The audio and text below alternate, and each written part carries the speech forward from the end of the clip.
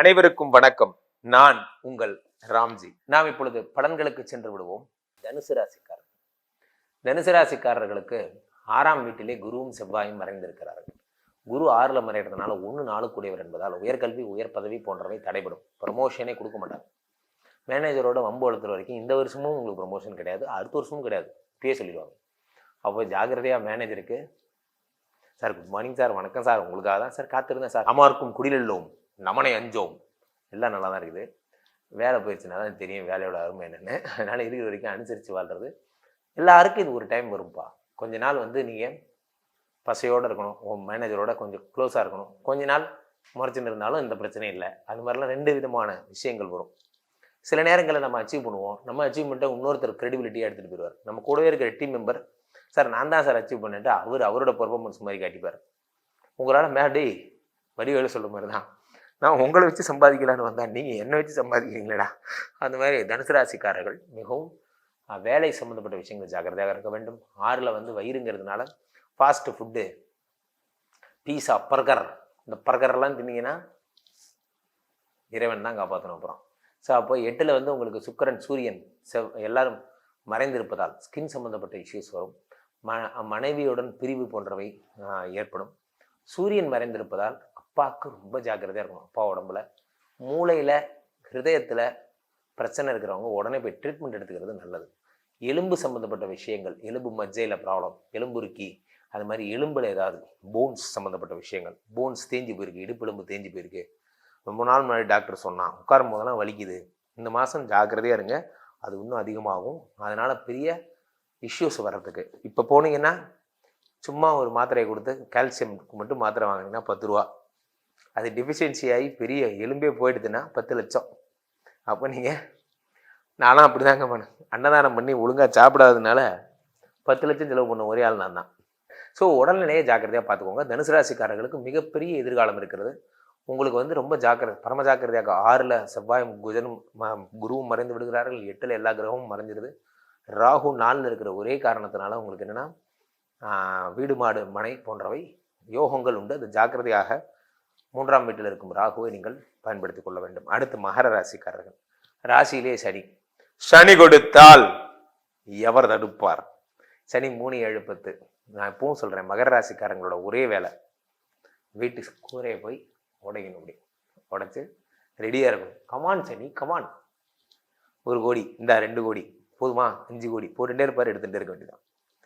So மகர ராசிக்காரர்களுக்கு 5லே குரு, பிள்ளை பெறாதவர்களுக்கெல்லாம் குழந்தை பேர் உண்டாகும். அதோட சனியோட குருவோட சேர்ந்த குஜன், செவ்வாய் என்பதால், பாதகாதிபதி என்பதால் இரத்த சம்பந்தப்பட்ட விஷயங்கள் உங்களுக்கு பிரச்சனைகளாக மாறக்கூடிய வாய்ப்பு இருக்குது. ரத்தத்தில் பூச்சி சொல்லுவாங்க, இந்த இதெல்லாம் இருக்குது, இன்ஃபெக்ஷன்ஸ் இருக்குது அப்படிங்கிறவங்க அதுக்குரிய மாத்திரைகளை கேர்லெஸ்ஸாக விட்டுறாதீங்க, எடுத்துக்கோங்க. இரத்த குறைவு, அனிமியா, எனக்கு இது இருக்குது, எங்களுக்கு ரத்த சோகை இருக்குது பார்த்தீங்கன்னா, ப்ராப்பராக மென்னுக்கு 12 அதெல்லாம் இருக்கணும். கம்மியாக இருக்குது அப்படின்னா நீங்கள் அதுக்கேற்ற மாதிரி ஃபுட்டு, வெஜிடபிள்ஸ்லாம் எடுத்துக்கிட்டு ரத்தம் ஊறுவதற்கான வழிகளை பார்க்கணும். ரத்தத்தில் தான் பிரச்சனை வரும், அல்லது கூட பிறந்தவங்களால பிரச்சனை வரும். அண்ணா தம்பியே உங்களுக்கு பாகம் பிரிக்கும் போது, சரி தம்பியே அண்ணாவை நம்பி கொடுக்க மாட்டியா, இந்த கதையே வேணாம், என் கதையை எனக்கு கொடு, அவ்வளோதான். பாகத்தில் ரொம்ப ஜாக்கிரதையாக இருங்க. 7ஆம் வீட்டில் இத்தனை பேர் சுக்கிரன், சூரியன் எல்லாம் இருக்கிறதுனால உங்களுக்கு திருமணம் முடிக்காதவங்களுக்கெல்லாம் திருமணம் ஆகும். ரொம்ப அற்புதமான பீரியடுப்பா. மகர ராசிக்காரர்கள் காட்டில் மழை. அடுத்ததாக கும்பராசிக்காரர்கள். கும்பராசிக்காரர்களுக்கு ராசிநாதனாகப்பட்ட சனி வக்கரமாகி உங்களுக்கு மகரத்துக்கு போகிறதுனால சூசைட் சம்மந்தப்பட்ட எண்ணங்கள், ரோட்டில் படுத்துருக்கிற நாயெல்லாம் கடிக்குது சார்பாங்கல்ல, அந்த மாதிரி சும்மா காட்டியுமே பிரச்சனை வரும் வீட்டில். நீங்கள் ஹஸ்பண்ட் அண்ட் ஒய்ஃப் நிம்மதியாக இருந்தால் ஒரு உலகமாக அதிசயம். ஏன்னா உடம்புல ராகு இருக்கார், இந்த பக்கம் 12ஆம் வீட்டில் ராசியாதிபதி மறைஞ்சிடுறாரு. அதனால் டென்ஷனு, டிப்ரெஷனு, கூட இருக்கிற உறவுகளையே நீங்கள் சண்டை போடுவீங்க, இதெல்லாம் ஏற்படும். ஆனால் ராஜயோகம் 4ல் குருவும் இவரும் உட்கார்ந்ததால், குருவும் செவ்வாயும் அமர்ந்ததால் ராஜாதி ராஜயோகம், விபரீத ராஜயோகம். உங்களுக்கு பார்த்தீங்கன்னா உங்கள் லைஃபே மாறி போச்சு, அவ்வளோதான். நீங்கள் பெரிய தண்டனக்கா டான்னு சொல்லுவாங்கள்ல, அந்த மாதிரி ஆகிட்டீங்க, அவ்வளோதான். இனி உங்களுக்கு எதை பற்றியும் கவலை இல்லை. கும்பராசிக்காரர்கள் வாழ்வு சீரமைக்கப்பட்டு விட்டது. கும்பராசிக்காரர்கள் டைரெக்டாக தலைமையுடன் நேரடி தொடர்பில் நீங்கள் இருப்பதால் உங்களுக்கு எதை பற்றியும் எந்த கவலையும் கிடையாது. தலைமையே உங்களுக்கு தெரியும் அப்படிங்கிற மாதிரி தலைமையின் நற்பெயர் என்றும் உங்களுக்கு உண்டு. அது மாதிரி நீங்கள் வணங்கும் தெய்வத்தின் அருள் உங்களுக்கு என்றும் உண்டு. விஷ்ணுமாயனை கும்பிட்டு வாருங்கள், உங்களுக்கு வேண்டுமென கிடைக்கும். கும்பராசிக்காரர்களுக்கு அடுத்ததாக உங்களுக்கு வந்து பார்த்தீங்கன்னா 4ஆம் வீட்டில் குரு.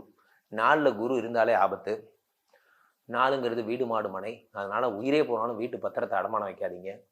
4ங்கிறது வந்து உங்களுக்கு வந்து எஜுகேஷன் சர்டிஃபிகேட்டை அடமானம் வைக்கிறது போன்ற விஷயங்கள்லாம் பண்ணாதீங்க.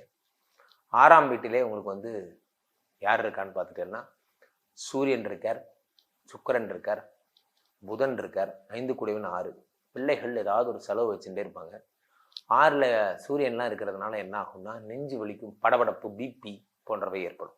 கும்பராசிக்காரர்கள் ஹெல்த்தை ரொம்ப பத்திரமா பார்த்துக்கணும். மனைவியுடன் நேரம் அதிகமாக செலவு பண்ணணும். எழுதி வச்சுக்கோங்க, ஆவணி மாதம் முடிவிற்குள் உங்கள் வயிற்றில், அதாவது கும்பராசிக்காரர்களுடைய மடியில் உங்கள் வாரிசு தவழும், அல்லது வந்து உங்களுக்கு புதிய வாரிசு உண்டாகும் போன்றவை. ஸோ சந்ததி விருத்திக்கான நேரம். விஷ்ணுமாயனின் பெயராலே ஆசீர்வதிக்கிறேன். கும்பராசிக்காரர்கள் இனி சகல காரியங்களிலும் வெற்றி பெறுவீர்கள். அடுத்ததாக மீனராசிக்காரர்கள். நான் ஏற்கனவே ரொம்ப இதுக்கு மேலே ஒரு மனுஷனை கழுவி ஊத்துறதுன்னு சொல்லுவாங்க. அது மாதிரி இதுக்கு மேலே ஒருத்தனை வந்து கேவலப்படுத்த முடியாது அப்படிங்கிறது யாருன்னா அது மீனராசிக்காரர்கள் தான். என்னன்னு பார்த்தீங்கன்னா 5ஆம் வீடாகப்பட்ட சந்திரனோட வீட்டில் எவையெல்லாம் எதிரியோ எல்லாரும் உட்காந்துருக்கான். யாரு? 3, 8 கூடிய சுக்கிரன் உட்காந்துருக்கான், 6 கூடிய சூரியன் உட்காந்துருக்கான், பாதகாதிபதி புதன் உட்காந்துருக்கான். சந்திரனோட வீட்டில் இத்தனை பேர் இருந்தால் சந்திரன்கிறவன் மனம் சம்மந்தப்பட்டவன். மனம் இன்செக்யூரிட்டி ஃபீல், நம்ம செத்து போயிடுவோம், நம்மளை விட்டு எல்லாம் போயிடுச்சு, நம்ம என்ன ஆக போகிறோம் போன்ற பயங்கள் அதிகமாக ஏற்படும். இவர்கள் வந்து ஒரு மனநோயாளிகளாகவே மாறியிருப்பார்கள். இன்செக்யூரிட்டி ஃபீல்னால ஏற்படக்கூடிய பாதிப்புகள். 12ஆம் வீட்டிலே ராகு இருக்கிறார். உங்களுக்கு 11ஆம் வீட்டிலே சனி இருப்பதால் மிகப்பெரிய கோடீஸ்வர யோகம் ஆவணியில் உங்களுக்கு கிடைக்கும். வாழ்க்கையினுடைய இன்னொரு பரிணாமத்தை நீங்கள் பார்ப்பீங்க. ரொம்ப ரொம்ப அற்புதமான வெற்றிலாம் ஜெயிப்பீங்க. மீனராசிக்காரர்கள் வெற்றியெல்லாம் வந்து ஒரு மாவீரனின் வெற்றி என்று கருத்தில் கொள்ள வேண்டும். ஒரு மாபெரும் சக்கரவர்த்தியின் புகழ் என்று கருத்தில் கொள்ள வேண்டும். மீனராசிக்கார மாதிரி ஜெயிக்கிறதுக்கெல்லாம் ஒருத்தன் பிறந்து வரணும். எப்பயுமே அது அப்படிதான். ஏன்னா 1-10 கூடிய குரு வந்து குரு போய் தோப்பாரா? டாங்லி வேணா தோத்து போகலாம், தாமோ தோக்க முடியுமா? தாமோ இஸ் ஆல்வேஸ் தாமோ. என்ன, தாமோவை நீங்கள் படுக்க வச்சாலும் தாமோ கடைசியாக உயிர் தெழுந்து வருவார். டாங்லி தான் நடுவில் கொஞ்ச நாள் இந்த அறகுறை வித்தையை கற்றுக்கிட்டு கொஞ்சம் சேட்டெல்லாம் பண்ணுவார். குரு பகவானே எழுந்துட்டாருன்னா என்ன பண்ண முடியும்? ஒன்றும் பண்ண மாட்டார். குரு நல்லது பண்ணுவார். குருவுக்கு கெடுதல் பண்ணவே தெரியாது. குரு பார்ப்பார், அவ்வளோதான். குரு சிஷ்யர்களை பார்க்கும்போதே அவர்களுக்கு நற்காலம் என்பது தன்னால் அமையும். குருவுடன் வாழ்வது, குருவுடன் இருப்பது சொல்லுவாங்களே, நகூரஹா சொல்றார் இல்லையா? குருவை விட மேலானது எதுவும் இல்லை. நல்லா ஒரு விஷயத்தை எடுத்துட்டா மாஸ்டர்னா மாஸ்டர். குருவை விட மேலான தெய்வம் எதுவும் இல்லை. குரு வார்த்தையை விட மேலான வேதம் எதுவும் இல்லை. குருவே துணை, குருவே சரணம். இந்த குரு பரம்பரா, குரு சிஷ்ய பரம்பரா இதை உண்டாக்குனது இந்து மதத்தினுடைய மிகப்பெரிய வெற்றி. இன்னைக்கும் அதுதான் ஃபாலோ ஆகிட்டு இருக்கு. மாஸ்டர் அப்ரண்டிஸ் எல்லா இடத்துலையும் பார்த்தீங்கன்னா தெரியும். Driver, cleaner. குரு சொல்லி தருவார், இன்றைய கிளீனர் நாளைய டிரைவர். குரு சொல்லி தருவார், இன்றைய அப்ரண்டிஸ் நாளைய மாஸ்டர். அந்த மாதிரி இந்த குரு பரம்பரா, குரு என்னமோ தான் உருவாக்கவே பிறந்த மாதிரி. இப்போ எங்கிட்டலாம் யாராவது ஜாதகம் பார்க்க கேட்டால் யார் கேட்டாலும் சொல்லி தந்துடுவேன். என் எது கேட்டாலும். குருங்கிறவர் என்னன்னா, நல்ல குரு என்பவர் யார் என்றால், நல்ல குருவுக்கு நல்லதை கொடுக்க மட்டுமே தெரியும். அதனால தான் அவர் குரு. அதனால மீனராசிக்காரர்கள் சமய குருவாக, ஆன்மீக குருவாக, உலக குருவாக உங்கள் துறையில் நீங்கள் சிறப்புற்று உலகத்தாரால் நீங்கள் பேரும் புகழும் பெறுவீர்கள். மீனராசிக்காரர்களுக்கு வாழ்த்துக்கள். மனநிலையை ஜாக்கிரதையாக பார்த்துங்க. நல்ல ஒரு பில்ஸ் எடுத்து நல்லா தூங்குங்க, எல்லாம் சரியாகும். மீனராசிக்காரர்களை பொறுத்த வரைக்கும் 2ஆம் இடமாகப்பட்ட செவ்வாயுடைய தயவு இருக்கிற வரைக்கும், அவர்களுடைய தம்பிகள் இருக்கிற வரைக்கும் மீனராசிக்காரர்களை அசைக்கவும் முடியாது. அதே மாதிரி சுக்கிரன் இருக்கிற வரைக்கும், அவருடைய மனைவி இருக்கிற வரைக்கும் அவரை வீழ்த்து யாராலையும் முடியாது. சொல்லுவாங்க இல்லையா அந்த படத்தில், அவன் எங்கிருந்தாலும், உயிரோடு இருக்கும் வரை அவன் எங்கிருந்தாலும் ராஜாதான்.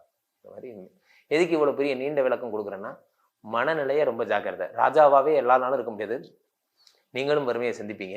வறுமையை சந்திக்க ரெடி ஆகுங்க. வறுமை வந்தால் நொறுங்கி போயிடுவீங்க மீனராசிக்காரங்க. ஏன்னா வறுமைன்னா என்னன்னே தெரியாது உங்களுக்கு. சர்வ ஜாக்கிரதையாக இருந்து கொள்ளுங்கள். உடல்நிலையை பார்த்து கொள்ளுங்கள், மனநிலையை பார்த்து கொள்ளுங்கள். மீண்டும் ஒரு நல்ல பதிவில் சந்திப்போம். நன்றி, வணக்கம்.